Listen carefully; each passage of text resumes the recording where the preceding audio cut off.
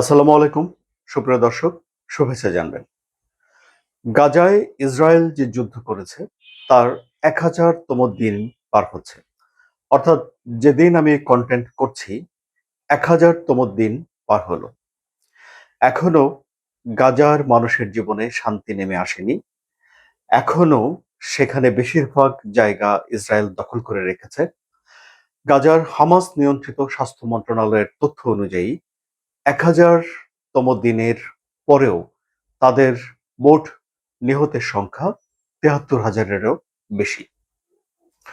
সুপ্রিয় দর্শক, আপনাদের মনে আছে যে ২০২৩ সালের ৭ই অক্টোবর হামাস একটা হামলা করেছিল ইসরায়েলে, যে হামলায় ১২০০ ইসরায়েলি মারা যায় এবং ২৫১ জনকে হামাস জিম্মি করে নিয়ে আসে, মানে ধরে নিয়ে আসে। এরপর ইসরায়েলের প্রধানমন্ত্রী বেনিয়ামিন নেতানিয়াহু হামাস নির্মূল করবেন এবং জিম্মিদেরকে ফিরিয়ে নেবেন এমন একটা ঘোষণা দিয়ে যুদ্ধ শুরু করেন। কিন্তু এই যুদ্ধটা তিনি হামাসের বিরুদ্ধে শুরু করলেও এরপর বিশ্ববাসীর কাছে পরিষ্কার হয়ে ওঠে, বিভিন্ন জায়গা থেকে অভিযোগ ওঠে যে তিনি পুরো ফিলিস্তিনকেই একটা যুদ্ধের মুখোমুখি করে ফেলেছেন। বিশেষ করে গাজা একটা ধ্বংসস্তূপে পরিণত হয়েছে এবং এই যে এখনো গাজার যে বেশিরভাগ জায়গা ইসরায়েল দখল করে রেখেছে, বাকি জায়গাটাতে গাজার ২০ লক্ষ মানুষ বসবাস করে। মাটিতে দাগ দিয়ে সেই জায়গাটা আলাদা করা নেই। ফলে অনেক গাজাবাসীর প্রাণ এই কারণে চলে যায় যে তারা তাদের নিয়ন্ত্রণের জায়গা থেকে ইসরায়েল নিয়ন্ত্রণের জায়গায় চলে যায়। এরকম অভিযোগও রয়েছে। এরপর অনেক পানি গড়িয়েছে। হামাসকে দুর্বল করার জন্য প্রচুর লড়াই হয়েছে। হামাস অনেকখানি দুর্বল হয়েছে, কিন্তু নির্মূল হয়ে যায়নি। হামাস তাদের শীর্ষ নেতাদের হারিয়েছে এবং মার্কিন প্রেসিডেন্ট ডোনাল্ড ট্রাম্প একটা শান্তি পরিকল্পনা ঘোষণা করেছেন, যার আওতায় তিনি জিম্মিদেরকে মুক্ত করেছেন। জিম্মিদের মরদেহ হামাস ফিরিয়ে দিয়েছে।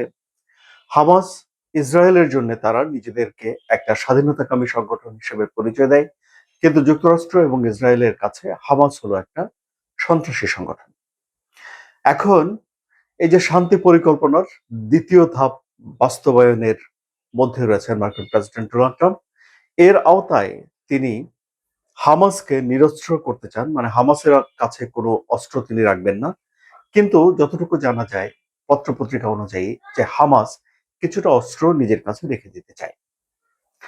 এখন এই প্রক্রিয়াটা আর সেখানে শুরু হচ্ছে না। আবার এই যে একটা তিনি গাজা পুনর্গঠন করবেন, যে ফান্ড তিনি সংগ্রহ করছেন, গাজা কবে পুনর্গঠিত হবে, কিভাবে পুনর্গঠিত হবে, সেই কাজটিও এখনো এগোচ্ছে না বা এই ব্যাপারে সুস্পষ্টভাবে কোনো অগ্রগতি নেই। আবার ধরুন, এই যে তিনি একটা শান্তিরক্ষী বাহিনী করবেন গাজাতে, বিশ্বের বিভিন্ন দেশের সেনাবাহিনীদেরকে নিয়ে, যারা গাজার নিয়ন্ত্রণ ভার নেবে, এই বিষয়টিও কিন্তু হয়নি। অথচ একটা কমিটি করে গাজার যেই সবকিছু দেখভালের দায়িত্বের এটার নিয়ন্ত্রণ কিন্তু এখন মার্কিন প্রেসিডেন্ট ডোনাল্ড ট্রাম্পের হাতে, কিন্তু সেখানে কোনো অগ্রগতি নেই। শুধু হামাসকে দুর্বল করা নয়, ইরানের প্রক্সি হিসেবে পরিচিত হিজবুল্লাহর বিরুদ্ধে, হুতি বিদ্রোহীদের বিরুদ্ধে আক্রমণ করেছে, হামলা করেছে ইসরায়েল। এমনকি ইরানের সঙ্গেও সরাসরি ইসরায়েলের দুই দফা লড়াই হয়েছে, যুদ্ধ হয়েছে। এখন এই পরিস্থিতিতে এসে ইরানের প্রক্সি বা বন্ধু হিসেবে পরিচিত হামাস, হিজবুল্লাহ, হুতি কিংবা ইরাকের মিলিশিয়া, তারা কেউ নির্মূল হয়ে যায়নি, বরং তারা দুর্বল হয়েছে কিন্তু টিকে আছে।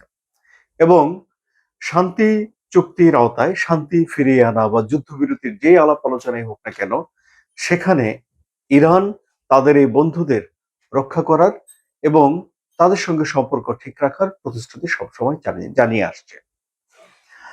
এখন এই যে ১০০০তম দিন পার হওয়ার পরেও এখনো গাজার মানুষ মানবেতর জীবনযাপন করছে।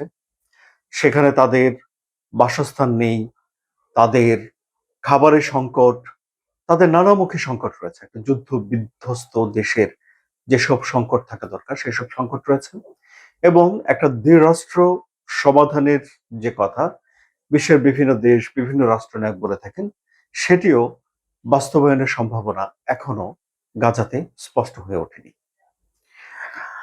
এই 1000তম দিনে এসে যে আলোচনা করলাম তো আপনাদের কেমন লাগলো কমেন্টে জানাবেন। মধ্যপ্রাচ্যের জটিল রাজনীতি সহজ সরল ব্যাখ্যা জানার জন্য সাবস্ক্রাইব করে চ্যানেলের সঙ্গে থাকবেন। ধন্যবাদ সবাইকে।